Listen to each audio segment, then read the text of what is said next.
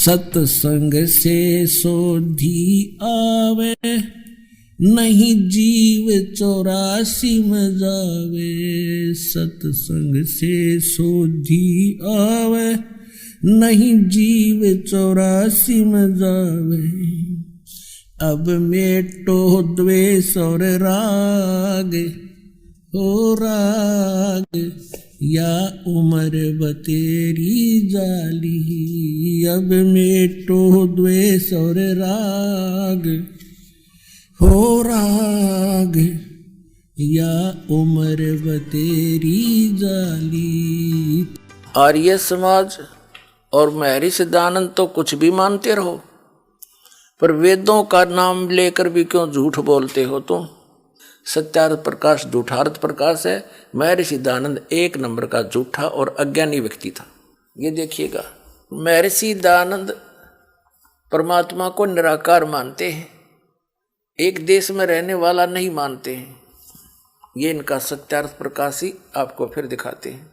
ये वही सत्यार्थ प्रकाश है।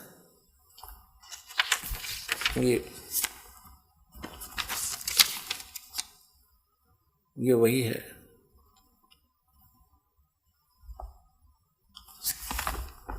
इसके 154 पृष्ठ पर 7वें समोल्लास में 154 पृष्ठ पर यहां देखना। किसी ने प्रश्न किया, ईश्वर साकार है व निराकार? महर्षि सिद्धानंद कहते हैं निराकार। ठीक। अब महर्षि सिद्धानंद की तरफ से फाइनल हो गया कि परमात्मा निराकार है, वो मनुष्य जैसा नहीं है, वो किसी एक स्थान पर नहीं रहता। और सत्यार्थ प्रकाश इसका सत्यानाश प्रकाश है। और एक हर्ष की बात है, खुशी की बात है कि महर्षि सिद्धानंद जी वेदों को सत्य मानते हैं और कहते हैं, लिखा है उन्होंने कि वेद में जो लिखा हमें स्वीकार्य है और वेद के विरुद्ध हम किसी की बात को नहीं मानेंगे। अब आपको फिर दिखाते हैं वेदों में परमात्मा कैसा है, देखिएगा। अब सत्यार्थ प्रकाश रख दिया, ऋग्वेद हमने फिर ले लिया। ये है ऋग्वेद, प्रकाशक हैं सार्वदेशी कार्य प्रतिनिधि सभा, महर्षि सिद्धानंद भवन, रामलीला मैदान, नई दिल्ली से। ये अनुवादक हैं आर्य भाषा भाष्य। मुद्रक के Prince Offset Printers 1510 Pataudi House, त्रियागंज, नई दिल्ली से। ये तो हम पहले पढ़ चुके हैं। ऋग्वेद मंडल नंबर 9 82 के 1 में स्पष्ट हो चुका है कि सर्वोत्पादक प्रभु, प्रकाश स्वरूप, सद्गुणों की वृष्टि करने वाला, पापों के हरण करने वाला, व राजा के समान है। 269 पे है ये और 270 पे। राजा के समान दर्शन ये है, देखने में राजा के समान मनुष्य दृश्य है, और वो पृथ्वी आदि लोक लोकांतरों के चारों ओर शब्दमान हो रहा है। वह वर्णीय पुरुष को जो दृढ़ भक्त है उसको पवित्र करता हुआ प्राप्त होता है, जिस प्रकार विद्युत सने वाले स्थानों को आधार बनाकर प्राप्त होता है। ठीक है। और वो उद्देश्य क्या लेकर आता है? ये ऋग्वेद मंडल नंबर 9 सूक्त 82 का मंत्र 2।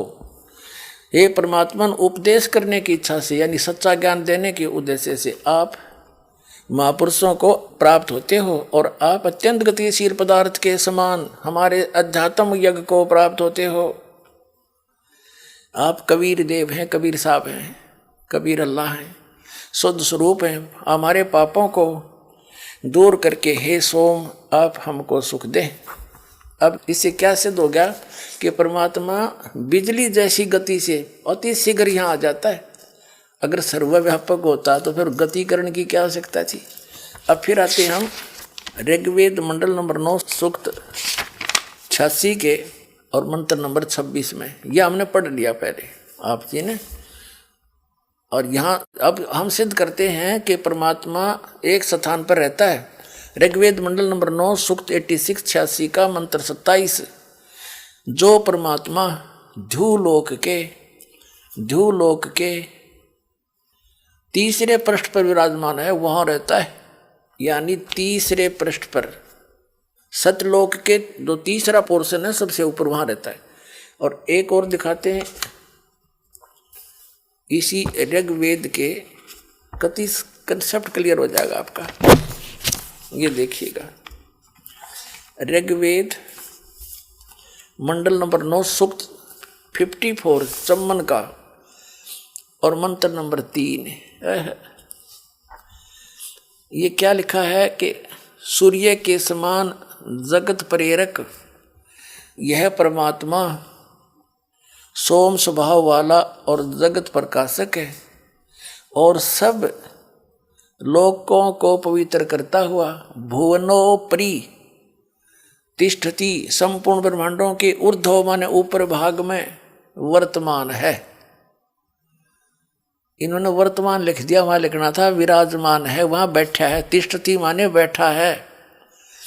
भुवनों ऊपरी, भवनों के सबसे ऊपर, ऊर्ध्व माने ऊपर के भाग में विराजमान है, बैठा है, तिष्ठति।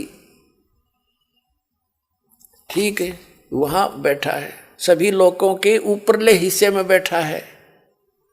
ऊपर 4 लोक हैं, एक सतलोक, अलखलोक, अगमलोक और अकैलोक।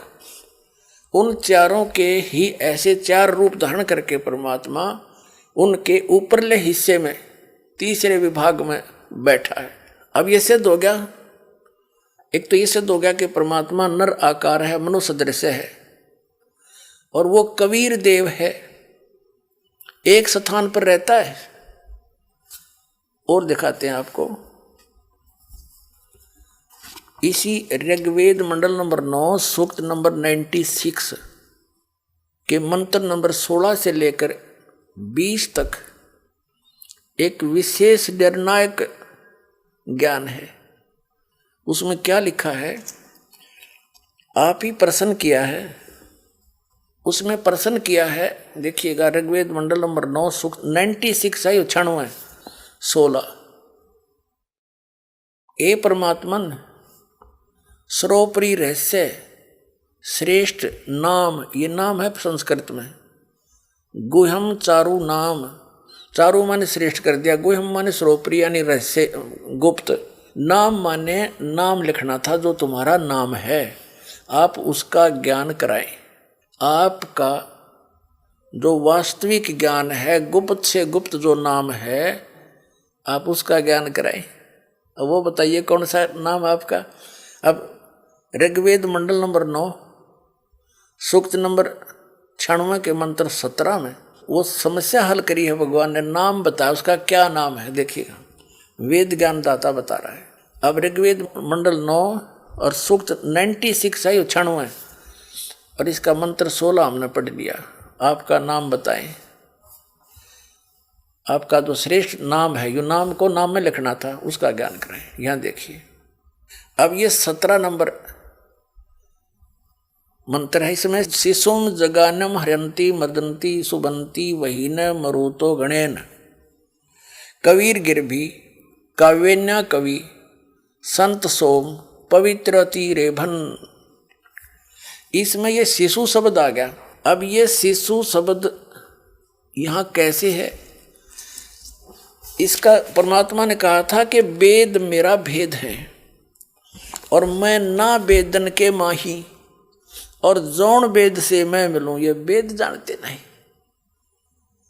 अब यहां है कि शिशु रूप धारण करके जब वो परमात्मा प्रकट होता है, 3 स्थिति से हमारी संभाल करता है। एक स्थिति में परमात्मा ध्रुवलोक के तीसरे पृष्ठ पर एक राजा के समान सिंहासन के ऊपर विराजमान है। उसके शरीर से करोड़ सूर्य मिला दे, करोड़ चंद्रमा, एक रोमकूप में इतना प्रकाश है। और दूसरी स्थिति में वो प्रत्येक युग में एक लीला करते हैं, वहां से गति करके आते हैं, शिशु रूप धारण करके एक कमल के फूल के ऊपर सरोवर में, तालाब में प्रकट होते हैं।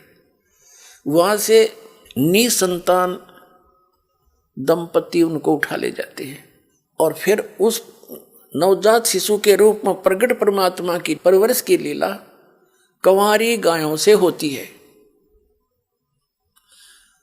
और वो लीला की किसने है, और उसका वेदों में भी प्रमाण है। जिस परमात्मा ने यह लीला कर रखी है तो परमात्मा के समझने में देर नहीं लगे। जो वेदों को सच मानते हैं उनके लिए वेद सही है, हम भी मानते हैं। और वेदों में जो लीला है भगवान की, जिस भगवान ने वह की है तो ही इज गॉड, वह है परमात्मा। वो समझने में देर ना लगे। दुर्ग्राही हठी व्यक्ति ईर्षावश ना माने तो उसका दुर्भाग्य ही होगा। इसमें मान बढ़ाई नहीं, आत्म कल्याण आधार होना चाहिए।